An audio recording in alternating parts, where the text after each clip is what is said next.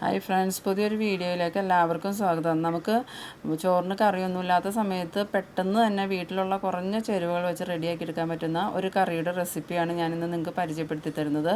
ഇത് തയ്യാറാക്കാൻ നമുക്ക് ഗ്യാസോ വെളിച്ചെണ്ണയോ ഒന്നും ആവശ്യമില്ല. അപ്പോൾ നിങ്ങൾ എൻ്റെ വീഡിയോ ആദ്യമായി കാണുന്നവരാണെങ്കിൽ എൻ്റെ ചാനലൊന്ന് സബ്സ്ക്രൈബ് ചെയ്യാനും ഇഷ്ടമായാൽ ലൈക്ക് ചെയ്യാനും മറക്കരുത്. ഇത് റെഡിയാക്കാൻ വേണ്ടി ഞാൻ ആകെ 3 സവാളയും 3 പച്ചമുളകുമാണ് എടുത്തിരിക്കുന്നത്. ഈ സവാളയും പച്ചമുളകും നമുക്ക് ചെറുതായിട്ടൊന്ന് കട്ട് ചെയ്തെടുക്കാം.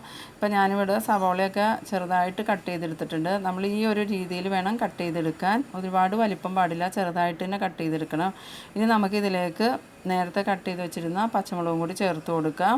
പച്ചമുളക് നിങ്ങൾക്ക് ഒരുപാട് എരിവ് വേണമെന്നുണ്ടെങ്കിൽ ഒരെണ്ണം കൂടി ചേർക്കാം കേട്ടോ. മീഡിയം എരിവിന് 3 പച്ചമുളക് മതി. കുറച്ച് കറിവേപ്പിലയും കൂടി ഇട്ട് കൊടുത്തിട്ടുണ്ട്. ഇനി നമുക്കിതിലേക്ക് ആവശ്യത്തിനുള്ള ഉപ്പിട്ട് കൊടുത്ത് നല്ലോണം ഇളക്കി കൊടുക്കാം. ആദ്യം നമ്മൾ ഒരുപാട് ഉപ്പ് ചേർക്കേണ്ട, കുറച്ച് ഉപ്പ് ചേർത്തിട്ട് കറി റെഡിയാവുന്ന സമയത്ത് ഉപ്പ് കുറവാണെന്നുണ്ടെങ്കിൽ കുറച്ചും കൂടി ചേർത്ത് കൊടുക്കാം. ഇതിപ്പോൾ നല്ലോണം ഒന്ന് ഇളക്കി മിക്സാക്കി കൊടുക്കാം. ഇത് നമുക്ക് ചോറിന് കൂട്ടാൻ വളരെ ടേസ്റ്റി ആയിട്ടുള്ളൊരു കറിയാണ്. അതുപോലെ തന്നെ നമുക്ക് 5 മിനിറ്റിൽ ഇത് റെഡിയാക്കി എടുക്കാനും പറ്റും. ഇപ്പോൾ നമ്മൾ ഉപ്പിട്ട് നല്ലോണം ഒന്ന് മിക്സ് ചെയ്തെടുത്തിട്ടുണ്ട്.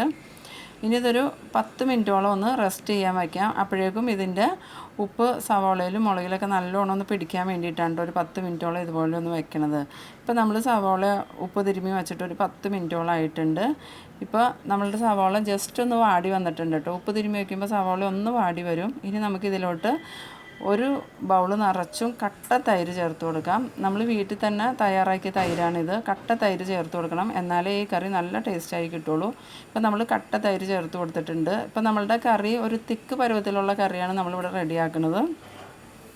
ഇത് നല്ലോണം ഒന്ന് മിക്സ് ചെയ്ത് കൊടുക്കാം.